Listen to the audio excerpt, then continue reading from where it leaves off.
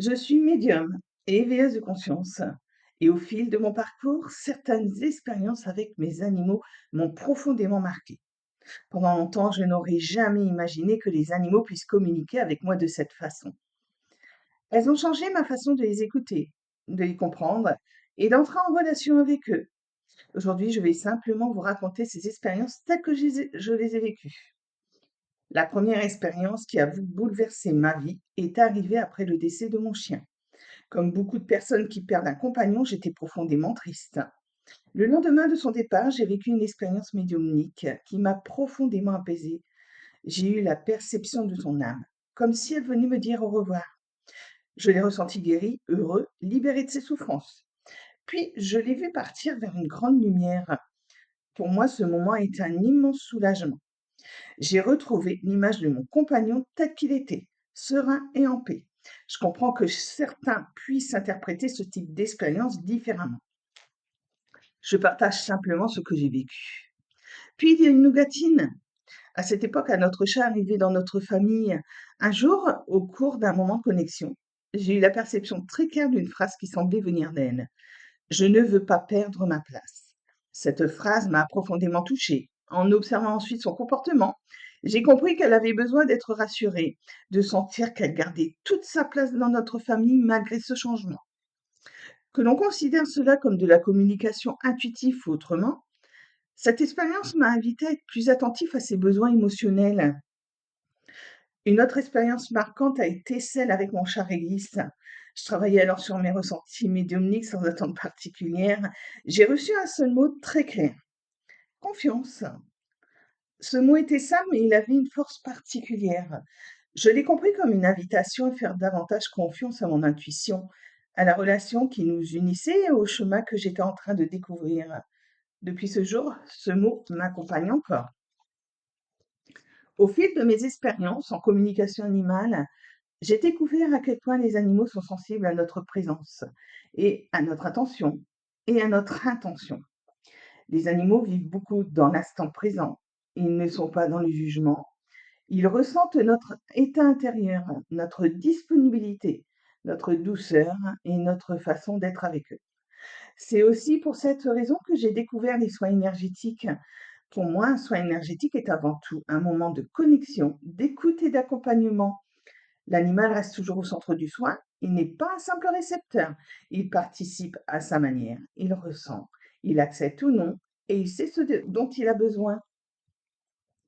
Ce que j'ai pu observer, c'est que les animaux sont souvent très réceptifs.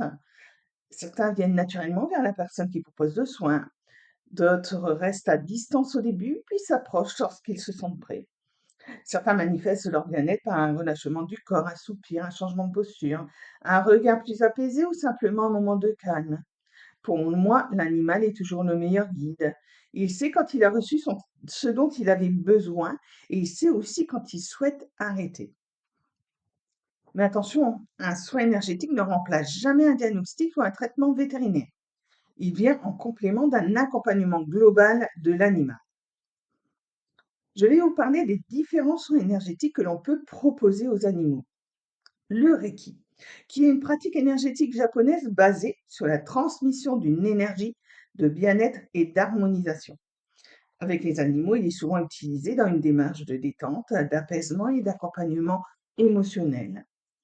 Le Lao-Chi, qui est un soin énergétique. Il s'agit d'une technique qui utilise l'énergie de haute fréquence dans une intention d'harmonisation avec les animaux. Certains l'utilisent comme un moment de connexion, d'apaisement et d'accompagnement. Le magnétisme animalier consiste à transmettre une énergie par l'intermédiaire des mains ou à distance selon les pratiques. Certaines personnes l'utilisent pour accompagner les animaux lors de périodes de fatigue, de stress ou de changement. La communication animale peut accompagner un soin énergétique en permettant d'être davantage à l'écoute de ce que l'animal exprime. Elle peut aider à comprendre son état émotionnel, ses besoins ou ce qu'il traverse. La sonothérapie et vibration. Certains accompagnements utilisent également les sons, les vibrations, les bols chantants ou les fréquences sonores dans une recherche de détente. La méditation et connexion intuitive. Parfois, Le soin le plus simple est simplement d'être présent, s'asseoir auprès de son animal, respirer calmement, poser une attention bienveillante et lui accorder une véritable attention peut déjà créer un moment de connexion profonde. À travers toutes ces approches, je crois que l'essentiel est de respecter l'animal. Nous ne sommes pas là pour imposer quelque chose, mais pour proposer un accompagnement. L'animal reste toujours notre meilleur guide. Il sait ce qui lui convient, il sait quand il reçoit ce dont il a besoin, et il sait aussi nous montrer ses limites.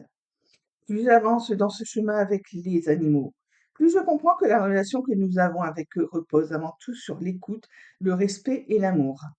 Après avoir découvert la communication animale, une question m'est souvent venue à l'esprit. Est-ce que les animaux ressentent nos émotions? Pour moi, la réponse est oui, hein. À travers tout ce que j'ai pu observer au fil des années avec mes animaux. Les animaux ont une sensibilité incroyable. Ils ne communiquent pas avec nos mots, mais ils observent, ils ressentent, ils perçoivent notre façon d'être, notre énergie, notre attitude et nos changements d'humeur. Ce qui me touche profondément chez les animaux, c'est leur capacité à aimer avec une grande sincérité. Ils sont fidèles, loyaux, et ils savent connaître la personne qui prend soin d'eux. Lorsqu'on leur apporte de l'attention, de la sécurité, du respect, de la bienveillance, beaucoup d'animaux développent une relation très forte avec leurs humains. Ils savent reconnaître la douceur d'une main qui les soigne, une voix qui les rassure, une présence qui les accompagne. Ils ressentent notre bienveillance, mais aussi nos comportements. Les animaux sont également capables de ressentir lorsque quelque chose n'est pas juste dans notre façon d'être avec eux. Ils perçoivent notre patience ou notre impatience, notre calme ou notre colère, notre disponibilité ou notre distance. Ils savent à leur manière à qui ils ont affaire. Un animal qui reçoit de l'amour et de respect va généralement chercher davantage le contact et développer un lien de confiance. À l'inverse, un animal qui se sent en insécurité peut devenir méfiant, se protéger ou prendre de la distance.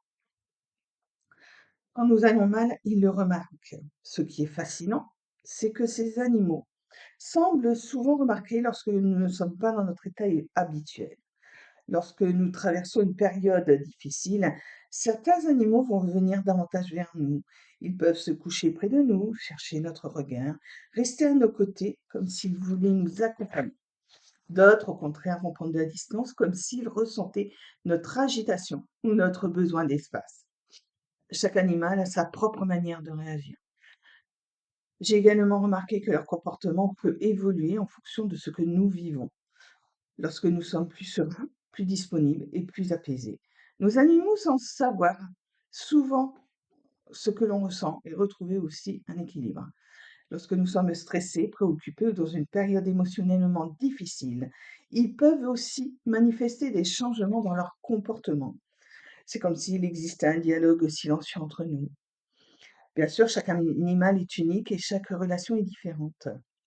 Mais pour moi, vivre avec des animaux, c'est apprendre un autre langage, celui de l'observation, de la présence et du cœur.